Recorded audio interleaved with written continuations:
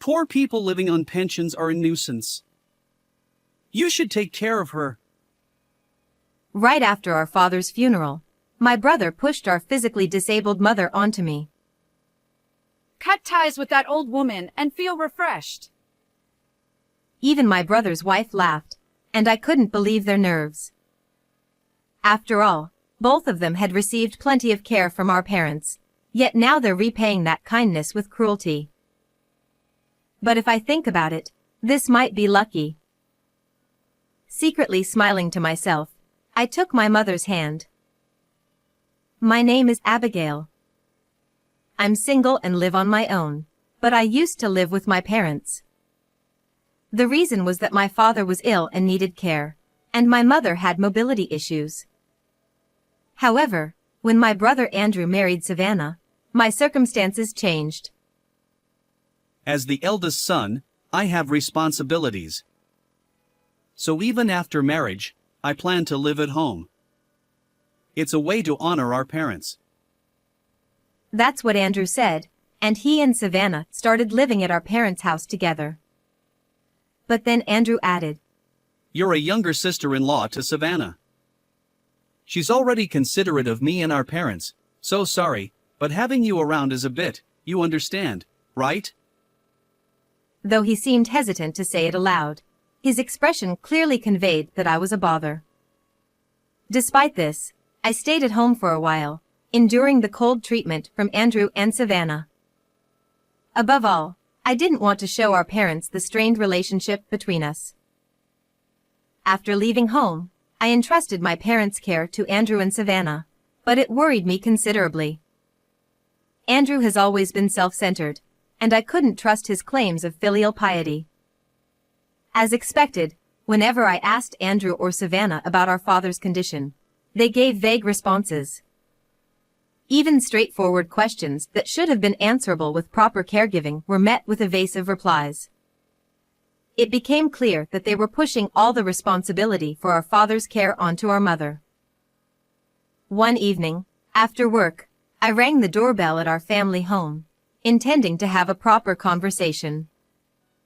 Andrew emerged from the entrance. It's too much for Mom to handle everything alone, especially with her mobility issues. If you're living together, you should share household chores and caregiving. But Andrew quickly retorted, You know we both work. We're busy. Even when I suggested living together again, or at least having me visit during the day to help, Andrew's mood soured. He raised his voice, saying, You're annoying. Besides, you've always been cheeky. The nerve of someone who left to butt in. Despite being practically kicked out by Andrew, his words still stung. I decided it was impossible to have a calm discussion with him. So, I retreated with my usual response, We'll talk about this another time. Occasionally, I tried to subtly address the issue with Savannah, Andrew's wife, but her reactions were equally harsh. She said, What? After finally getting you out of here, you're still trying to interfere? Unbelievable. Even though I hadn't made any unreasonable demands or used harsh language, I found myself portrayed as the villain. In the end, I was forbidden from speaking up, yet not allowed inside the house to help. It left me feeling frustrated and helpless. However, the problem doesn't end there. During a phone conversation with my mother, I learned that Andrew sometimes claims to be short on money and doesn't even provide basic living expenses. My mother said, These tough economic times are dreadful. I'm worried. But from my perspective, it seemed absurd. If they're too busy with work to help around the house, surely they can spare some living expenses? Or are they working at such a terrible company? Both of them? My mother remained non-committal, so I resolved to visit our family home again. Yet once more, I wasn't allowed inside. Andrew, who emerged from the entrance, maintained his intimidating demeanor. Dad used to earn a high salary during his working years, and he had a substantial retirement fund. They can live comfortably without contributing to living expenses, He said, unapologetically. I confronted him firmly. That's not the issue. Even savings and retirement funds deplete when used. Besides, how much is left, and at what rate are they spending it? Can you answer that? Andrew's annoyed expression prompted me to continue. Fine, then you contribute the money. Otherwise, keep quiet. Now, go away.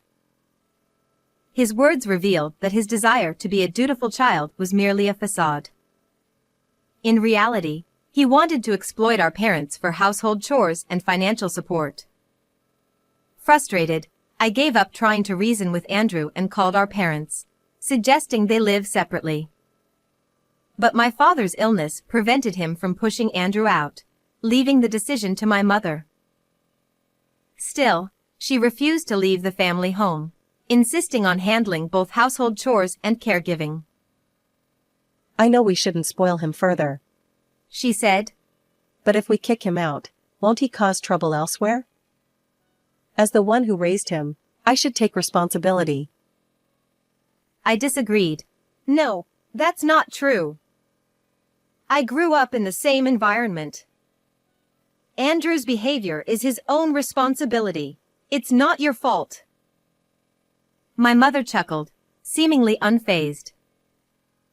Well, for now, apart from my mobility issues, I'm doing fine.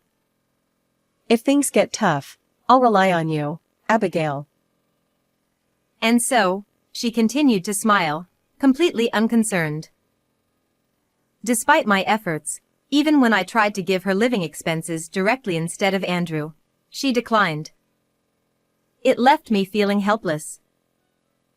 Amidst all this, my father's health deteriorated, and before we knew it, he passed away. Despite her grief, my mother dutifully served as the chief mourner, and I did my best to support her.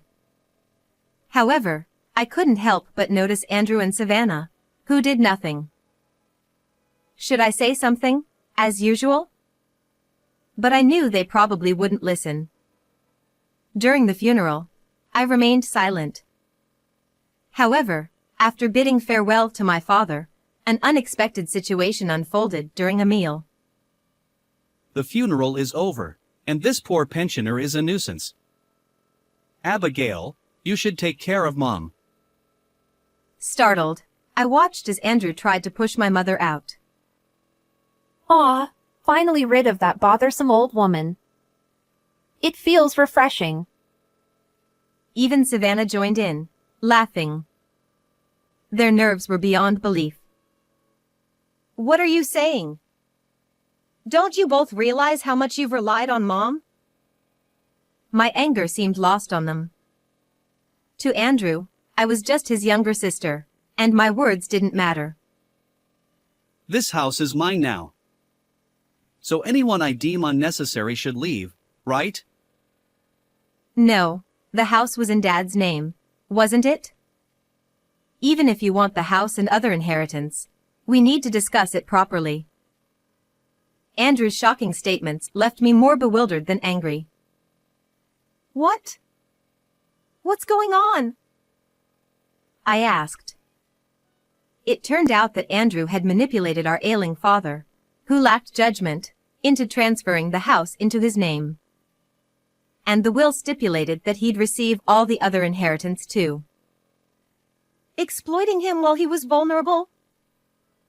I exclaimed. Call it what you want. Results matter. Anyway, that's why Mom is now penniless. Just a burden. We didn't want the sick old man in the house, let alone a disabled mother-in-law. Andrew agrees. So pack your bags and leave. Savannah echoed Andrew's sentiments, and I felt a rage that shook me to my core.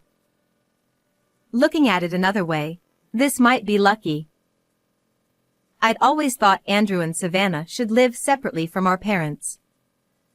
Now that they were freeing my mother, perhaps this was an opportunity. Besides, I had my own worries, and maybe they could be resolved. My anger from moments ago vanished as I quietly said, "Well, I guess there's no other choice." We concluded that there was no need to speak with Andrew and Savannah anymore. After they left, my mother and I sat down for coffee. "Mom, if you leave this house, can you live with me?" I extended my hand, and she happily accepted. Let's start by moving the essentials. Consider my apartment a temporary residence. Once we find a suitable place, we'll move. Given the stairs and steps in my apartment, it wasn't ideal for my mother's mobility. But she nodded in agreement. Then, she hesitated and made an unexpected proposal, one that surprised me. Still, I immediately agreed, believing it would ensure my mother's peace of mind. Later, we visited our family home together, and I informed Andrew and Savannah that I'd be taking care of my mother. Their joy knew no bounds. Having settled things quickly, we began packing my mother's belongings and preparing for the move. Andrew said, Abigail must really have a soft spot for useless, poor old ladies. With everything going his way, Andrew was grinning from ear to ear. The unhelpful Andrew couple just watched without lifting a finger, and that day my mother and I started living together, taking only the necessary items. For the large furniture we couldn't handle ourselves, we decided to hire professionals later. The next day, since I had a day off work and was tired from the move, I overslept a bit. When I woke up, I was surprised.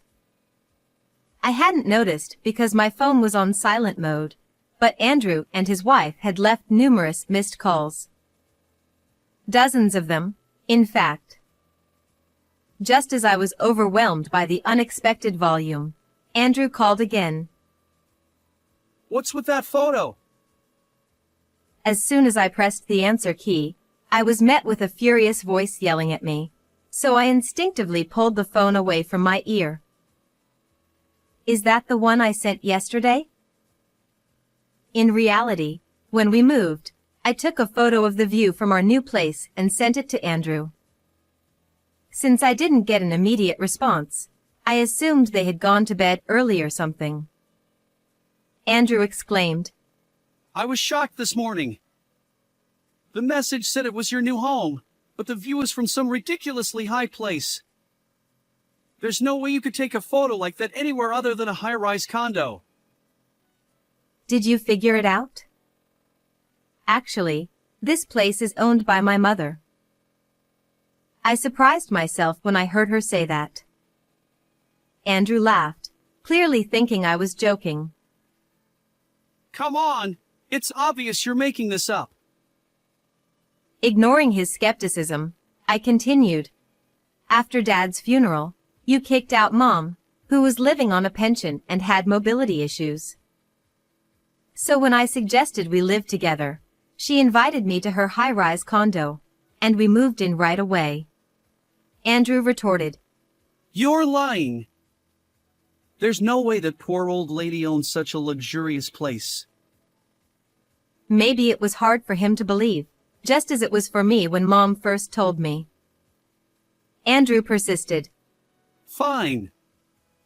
That photo can't really be from your new place. You probably took it somewhere unrelated or found it online. Since he refused to believe me, I reluctantly got permission from Mom and decided to invite Andrew and his wife to the high-rise condo's shared lounge. They wouldn't be allowed in unless residents invited them, so that should prove we live here. Andrew said, That's what I wanted. I'll see it with my own eyes. After ending the call, Andrew arrived at the place where we were waiting. Fortunately, there were no other users in the lounge at that moment, so we could talk quietly. Once inside, Andrew and his wife looked around with wide-open mouths, seemingly speechless. After seating them, I also took a chair. First, let me clarify something. Neither Andrew nor I knew this, but it turns out that our mother was actually quite wealthy. My mother added, My father, your grandfather, left behind about $100,000. But since it wasn't money I earned myself, I felt embarrassed to talk about it. Despite her embarrassment, my mother said she used that as a starting point for investments and managed to increase it. Even though she's my parent, I never realized how remarkable she was. Recently, she's been investing in real estate, and that's how she acquired this high-rise condo. The reason Andrew and his wife didn't need financial support from us was because of the rental income from the real estate. And the reason they didn't know about it was because our late father had sworn her to secrecy. My father had rented a house and only pretended to have money. He wasn't a high earner, and his retirement savings weren't substantial. While we enjoyed family trips and bought luxurious things, it was my mother who footed the bill. To make matters more complicated, or perhaps straightforward, my father had no intention of leaving an inheritance. He spent all his modest assets himself. So, practically speaking, there's almost no inheritance from Dad, I explained. Andrew, who had even written a will, realized it was all for naught and stood there dumbfounded. But I already bought things, assuming I'd get an inheritance. Savannah chimed in. Our savings are practically non-existent. What are we going to do? And Andrew, you took out a loan to buy that luxury car. Andrew retorted. You splurged on designer bags and accessories too. Are your credit card payments okay? As they suddenly started arguing, I exchanged glances with my mother, realizing that the conversation wasn't progressing. Then, with a start, they both turned toward us, closing in. Right. If you have money, you should help us out, shouldn't you? Andrew declared. Savannah added. Of course. Besides, if you're wealthy, the situation changes. Let's live together again. Andrew's forced smile and Savannah's unnatural, cloying voice made even my usually composed mother raise an eyebrow. Since I was tired of their nonsensical sleep talk, I decided to confront them with a reality they probably hadn't realized. Andrew, you seem to have forgotten, but if the family home was transferred to your name, there should be a gift tax to consider. Andrew froze at my words and muttered. Tax? It's likely to be higher than inheritance tax. If you don't believe me, look it up on your phone. Andrew scrambled to search. After a while, he exclaimed, Oh! Savannah blinked repeatedly, seemingly unable to tear her eyes away from the screen, and I looked like I might burst out laughing. Our family home is quite spacious, with a decent location, so the property taxes are substantial. A rough estimate suggests it could be over $10,000. And since it's an old house, finding a buyer might be challenging. Andrew protested. Why do you keep saying weird things? Even if you demolish it and sell only the land, it'll still cost a significant amount. It's quite a hassle, isn't it? I smiled at Andrew and Savannah, who were sweating nervously. I had known this all along, and when my father passed away, I had considered renouncing the inheritance altogether. But Andrew's selfish actions resulted in them taking on everything, which turned out to be lucky for me. While I beamed, Andrew and his wife turned pale. Savannah sighed. Can't you find another solution? I can't think of anything, I replied, puzzled.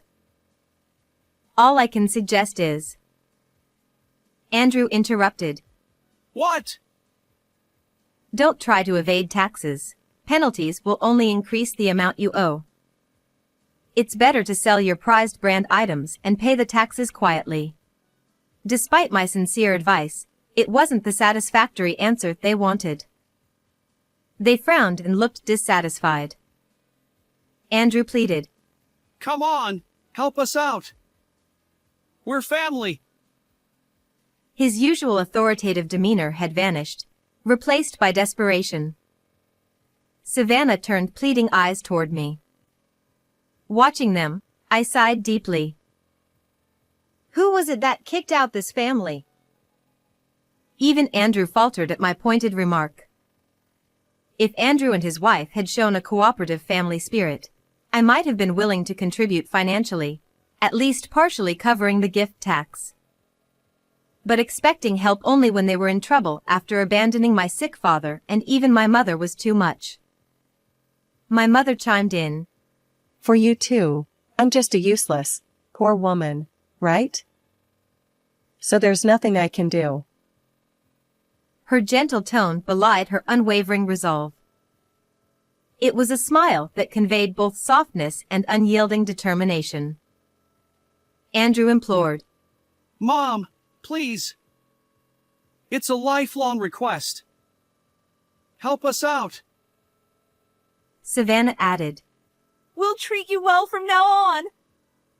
Please let go of the past. Despite Andrew and Savannah's pitiful expressions, my mother remained steadfast, shaking her head. So, the conversation is over. It's time for you to leave. Andrew protested. Wait! Ask Abigail to talk to Mom too. We're in a dire situation. My family consists only of Mom. When you kicked us out, the bond was severed. Shall I call security if you won't leave? Realizing our determination, Andrew looked crestfallen, and Savannah collapsed weakly to the floor. They were so shocked that they couldn't move, so we had the security guards escort them out. Afterward, Andrew and his wife sold all their luxury items to pay the gift tax, but their savings were wiped out. With mismatched income and hefty property taxes, they struggled to make ends meet. Andrew, desperate for help, tried to break into the high-rise condo to see Mom, but the guards promptly removed him. He even got arrested for resisting. Although Andrew was released soon after, they couldn't adjust their lifestyle, accumulating debt until they disappeared without a trace. I no longer cared about their fate. I moved furniture from the apartment to the high-rise condo, and Mom bought everything new. We now live happily every day in this barrier-free environment, perfect for my mobility-challenged mother. Seeing her content face, I vowed to continue being a devoted daughter. I hope you enjoyed this story. Don't forget to subscribe to the channel. Let's see you again in the next video.